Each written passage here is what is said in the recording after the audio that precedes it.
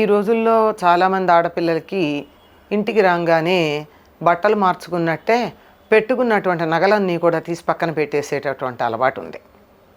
ఎంతగా అంటే చెవికి పెట్టుకున్నటువంటి దుద్దులు, లేక లోలకులు, జుంకీలు, ఇలా వేలాడేవి రకరకాలు ఉంటాయి కదా, చెవికుండే ఆభరణాలు, అవి చేతుకున్న గాజులు అన్నీ దూసి అక్కడ పోస్తూ ఉంటారు. ఎలా ఉంటారంటే ఏమి ఒంటి మీద చిన్న మెత్తు బంగారం లేకుండా ఉంటారు, అన్నీ తీసేస్తారు. ఏదో వాచీలు, ఉంగరాలు అలాంటివి తీస్తే పర్వాలేదేమో కానీ చాలామంది ఉంగరాలు కూడా తీయరనుకోండి, పెట్టుకుంటారు, కానీ ఇవి తీస్తారు. ఈ మాట ఎవరికి సంబంధించిందండి? ఆడపిల్లలకి సంబంధించింది. కమ్మలు, గాజులు అన్నవి ఆడపిల్లలే పెట్టుకుంటున్నారు ఈ రోజుల్లో. పూర్వకాలం మగవాళ్ళు కూడా ఉండేవి, వాళ్ళు గాజులు మానేసారు, కంకణాలు మాత్రం ధరిస్తూ ఉండేవారు. మనకి పాత శిల్పాల్లో కానీ, చిత్రాల్లో కానీ, ఆఖరికి సినిమాల్లో కానీ ఈ రోజుల్లో చాలామంది చేతికి ఒక కడియం ధరించటం, కంకణం ధరించటం ఉంది. అక్కడికి మిగిలిపోయింది. కానీ పూర్వం ఆడవాళ్ళల్లాగానే మగవాళ్ళు కూడా కంకణాలు శుభ్రంగా ధరించేవారు. చేతికి ధరించేదాన్ని కంకణం అనే అంటారు.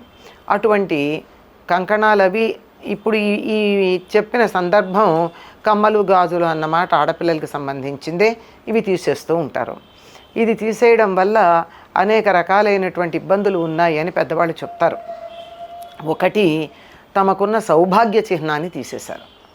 అంటే చెవులకు దుద్దులు కానీ, ముక్కు పుడక కానీ, చేతికి గాజులు కానీ ఇలాంటివన్నీ సౌభాగ్యానికి చిహ్నం. అంటే ఈ మాట అనగానే మనం పొరపాటు పడతామండి పెళ్ళయ్యాక అని. కాదండి, ముక్కు పుడక దుద్దులు ఎప్పటి నుంచి ఉన్నాయి? దుద్దులైతే ఏడాది లోపల, తర్వాత 3వ ఏటో పెద్దవాళ్ళు కుట్టిస్తారు చెవులకు దుద్దులు ఉంటాయి.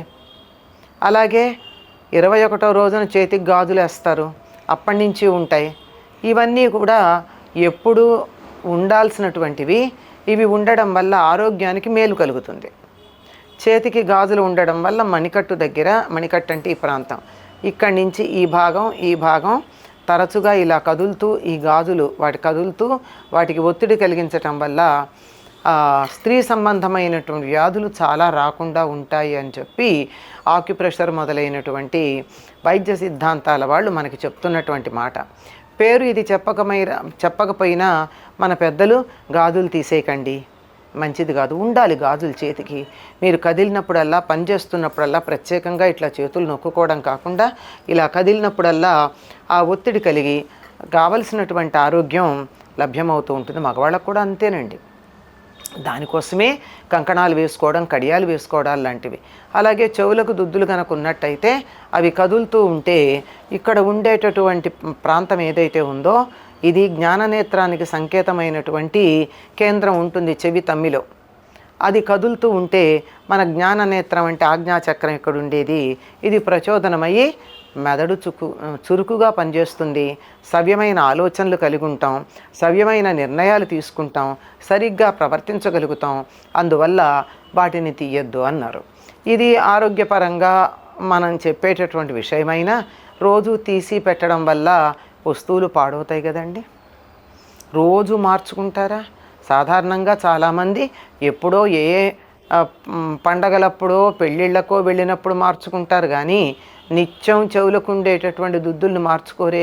ఈ విధంగా రాగానే తీసి అక్కడ పెట్టేస్తూ ఉంటే వాటికున్న శీలలు అటు ఇటు పడిపోయే ప్రమాదం ఉంది, వదులయ్యేటటువంటి ప్రమాదం ఉంది, చెవికి కూడా ఇబ్బంది కలిగే ప్రమాదం ఉంది. ఇలాంటివన్నీ ఎందుకండి?